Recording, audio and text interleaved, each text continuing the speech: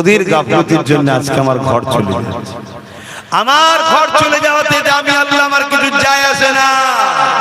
তোরা কি জানিস না আমার বাবলিতে প্রথম আঘাত যে করেছিল আমি আল্লাহ তার দ্বারা 100 মসজিদ বানিয়ে নিচ্ছে। আমি হলাম সেই আল্লাহ। জোরে বলুন সুবহানাল্লাহ। প্রকাশ্য দুশমনিলে এক জালিমের হাত থেকে বাঁচার জন্য আরেক জালিমের সাথ দাও বলেছিল কোরআন মিটে যাবে আমার উন্নতি মিলবে না। সে কি দুশমন নয়? আজ যদি কেউ তোমাকে আমাকে বলে এবার তোমাদের কি হবে, তোমরা কি বলবে? জোরে বলো। কিন্তু এইটা তো আজকে বলছো, হাকিকাতে বলো। টিপার সময় মনে থাকে যে আল্লাহ আছে, তখন খেয়াল থাকে? তখন তো এক জালিমের হাত থেকে বাঁচার জন্য আরেক জালিমের সাথ দাও। হ্যাঁ, এতদিন আমরা ইসলামের গোপন দুশমনদের সাথ দিয়েছি। বলো বলো বলো, দিয়েছো না দিওনি? স্বীকার করো।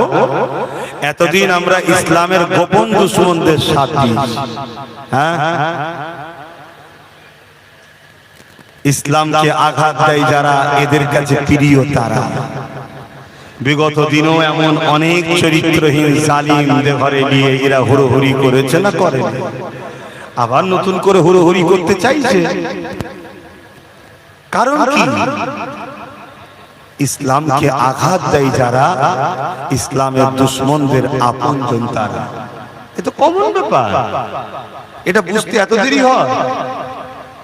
গত দিনেও তো অনেকে নিয়ে হুড়োহুড়ি করেছিল, আজকে আবার নতুন করে হুড়োহুড়ির একটা প্ল্যান চলছে। খবর রাখো তো নাকি চলছে? কিন্তু আমরা গত দিনে কি বলে বন্ধু সেজে গোপন দুশমনকে সাথ দিয়েছি না দিইনি? বলবেন তো? কেউ বলেছিল কোরআন মিটে যাবে আমার উন্নতি মিলবে না। সে কি দুশমন নয়? সাথ দিয়েছি না দিইনি? আল্লাহ বলছে যখন গোপন দুশমনকে এত ভালো লাগে, তো এবারে একটা প্রকাশ্য দুশমনিলে সামনে দিয়েছে। সেই বলছে খাওয়া বন্ধ,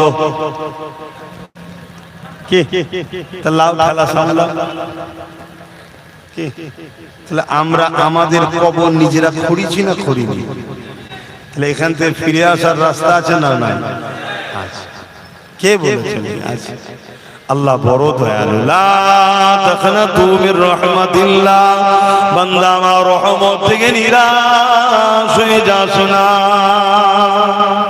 আছে তো দরজা খোলা, কিন্তু আসতে হবে তো। এখনো কি আসার ইচ্ছা আছে? কই দেখতেই পাচ্ছি না। এখনো তো আসার ইচ্ছা নেই। সেদিন একটা মুরব্বি গেছে, আমি আব্বা অনেক কিছু করো আব্বা, আর নয় বা ছেলেগুলো করুক, পিছন থেকে পরামর্শ দিই। বলছে না না না, ও ছেলেগুলোকে বলেন যেন আমাদের দিকে চলে আসে। আমি আল্লাহ তোমার হাতে হিদায়েতের পাওয়ার, কপাল যদি ফাটা হয় পরিবর্তন হওয়ার রাস্তা নাই। তোমার যাওয়ার সময় হয়ে গেল আব্বা, এবার তো মসজিদে যাবে, তাসবিহ পড়বে, আল্লাহ আল্লাহ করবে। হ্যাঁ, প্রতিবেশী পাড়া প্রতিবেশী সব আত্মীয় স্বজনের বাড়ি বাড়ি ঘুরতে যাবে। হ্যাঁ বাবা ভালো আছিস? কেন আত্মীয়তা বজায় রাখলে হায়াত বাড়ে। জোরে বলুন সুবহানাল্লাহ। কুটুম বাড়ি, মেয়ের বাড়ি, ছেলের কি বলে বিয়াই বাড়ি, সব কুটুম আছে না? একটু যাবে, দুদিন কাটালো, দুদিন কাটালো, একটু মনটা ফ্রি থাকবে, তা না। আবার সব কথা শুনছেন? আমি সব মুরব্বীকে বলছি, যে বলেছেন তার কথা বলছি। আবার সব যেচ্ছে, আবার যদি কিছু করে খাওয়া যায়, তাহলে বলো আমরা মার খাওয়া দরকার আছে না নাই? আল্লাহ ঠিক করছে, আল্লাহ ঠিক, আল্লাহ কিছু ভুল করেনি। অনেক সময় দেখা যায় আমরা আল্লাহ ভুলে যাই, আল্লাহ কঠিন বিমার দেয়। বিমারের চোটে দেখবেন সে ফিরে এসে আল্লাহ আল্লাহ করে, আল্লাহ আল্লাহ করে, আল্লাহ আল্লাহ করে। এই বিমারটা দিয়ে আল্লাহ ঠিক করেছে না ভুল করেছে? জোরে বলুন। ঠিক করেছে। তা আমরা এত দূরে সরে গেছি, তা আল্লাহ হয়তো এটাও তো হতে পারে যে আমাদেরকে পরিবর্তন করার জন্যই দেখাচ্ছে যে দেখ ওদের গাফলতির জন্য আজকে আমার ঘর চলে যাচ্ছে। আমার ঘর চলে যাওয়াতে আমি আল্লাহ আমার কিছু যায় আসে না। তোরা কি জানিস না আমার বাবলিতে প্রথম আঘাত যে করেছিল আমি আল্লাহ, তার দ্বারা 100 মসজিদ বানিয়ে নিচ্ছে। আমি হলাম সেই আল্লাহ। জোরে বলুন সুবহানাল্লাহ। অতএব আমার কোনো অসুবিধা নেই, আমি তোর এই ঘরে থাকি না, আমার ইবাদত করা হয় তাই আমার ঘর বলা হয়। মসজিদ যদি পুরো পৃথিবী থেকেও মুছে দেওয়া হয় আমার আল্লাহর কোনো অসুবিধা আছে ভাই? জোরে বলো। কিন্তু আমাদের দুগালে তো চুনকালি, আল্লাহর ঘরের হেফাজত করতে পারলি না। আর এই হেফাজতের জন্য সর্বপ্রথম যে দায়িত্বটা হলো, সেই দায়িত্বটা হলো নিজেকে মসজিদের সঙ্গে জুড়ে রাখা। আমরা তো রাখি না, বলেন বলছি। মসজিদ গুলো গেলে দেখলে কি দেখা যায়? কেউ লাঠি ধরে, কেউ বেঁকে গেছে, কেউ টেরে গেছে, সেইগুলো কি হাজার। বলেন ভুল বলছি? তাহলে যে সমাজের যুব সমাজ তার মসজিদ থেকে দূরে সরে আছে, ওই মসজিদকে তো টার্গেট করাই হবে।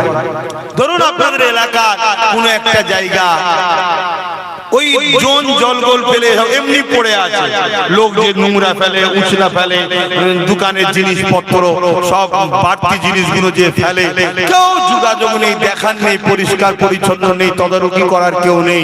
স্বাভাবিক ওই জায়গা থেকে জমি হাঙরদের নজর পড়বে না, পড়বে না? এই জায়গাটার মনে হয় কেউ মালিক নেই, এটা দখল করে। ঠিক তেমনই মসজিদ গুলোতে আমাদের যুব সমাজ না যাওয়াতে আজকে মসজিদের দুশমনদের নজর পড়েছে। কথা বুঝছেন না? নাই এত জায়গা রয়েছে কলজে ভরে নে, ওইখানটা দিয়ে দিতে হবে না, ওটা ব্যাপার নয়। ব্যাপার হচ্ছে ভেঙে দাও, মিটিয়ে দাও, অস্তিত্ব রেখনি। কেন?